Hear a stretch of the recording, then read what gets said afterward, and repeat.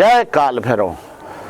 जितने ये ब्रह्मांड में माघ महात्म है, इस दुनिया में माघ महात्म है, उतना तो कोई महात्म ही नहीं। एक क्षण यहाँ वास करे, माघ में यदि एक क्षण यहाँ रहता है तो अपने कल्प कल्पांत जीवन को सुधार लेता है, कल्प कल्पांत की पापों को नाश कर दे। माघ महात्म में नियम बहुत होते हैं। यहाँ पे 3 बार स्नान होता है माघ महात्म में, पूरी तरह सात्विक ढंग से रहा जाता है, जमीन पर सोया जाता है, दिया जलाया जाता है, खाना खाने के पहले जो भी बनाते हैं अपना शुद्ध रूप से वो ब्राह्मण को दिया जाता है, हवन किया जाता है। तमाम नियमों से अविध होके माघ लोग रखते हैं, जिसको कल्पवास कहते हैं। कल्पवास, ये कल्पवास कल्पांत का सारा दुख हटा दे। कल्प, ये कल्प बहुत बड़ा कल्प होता है, और ये कल्प का 1 महीने का वास ये कल्प का पुण्य दे देता है। कल्प का मतलब सत्य, त्रेता, द्वापर, कलयुग, जो चारों को मिला के कल्प होता है। उस कल्प का फल एक कल्पवास संगम पर रहने से पूरा हो जाता। कल्पवास के नियमों के अंदर वृद्ध लोग, वैखानस, तपस्वी, इसके अलावा गृहस्थ लोग कल्पवास करते हैं। कल्पवास के नियम के अंतर्गत पूरा नियम रखते हैं। 3 बार गंगा यमुना में नहाने जाते हैं, फिर आते हैं, पूरे नियम से रहते हैं। दीप दान करते हैं, गंगा में जाके तिल दान करते हैं, जौ दान करते हैं, चावल दान करते हैं।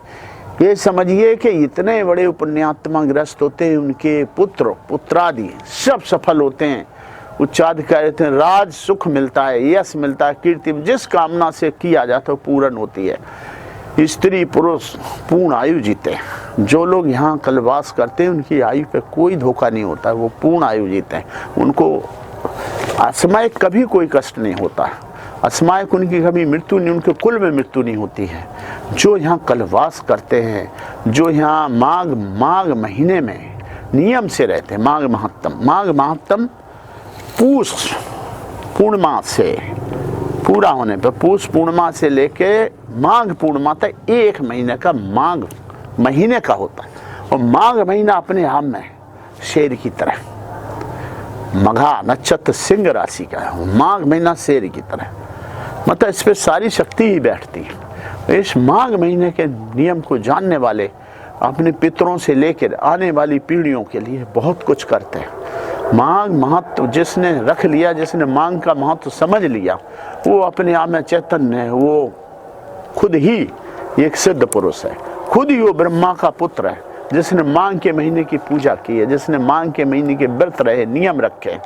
माघ के महीने में खाली स्नान से ही नहीं होता है, शुचि पवित्रता पहला है, स्नान दूसरा है, इसके बाद नियम तीसरा है।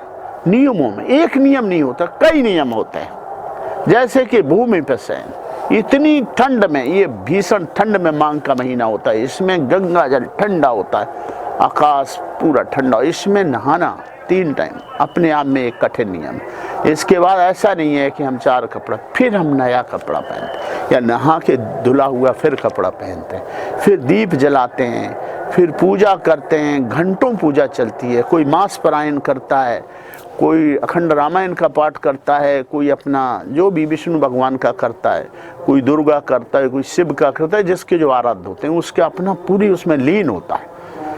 इसके बाद फिर वो शाम के दान करता है, 3 टाइम, इसके बाद दान करता है, इसके बाद यज्ञ करता है। 24 घंटे में ये माघ के महात्म की, माघ के स्नान की और माघ के व्रत की प्रक्रिया चलती है। इतना तगड़ा महत्व है माघ का कि इस महत्व को ब्रह्मा ने, विष्णु ने, महेश ने आके पूरा किया।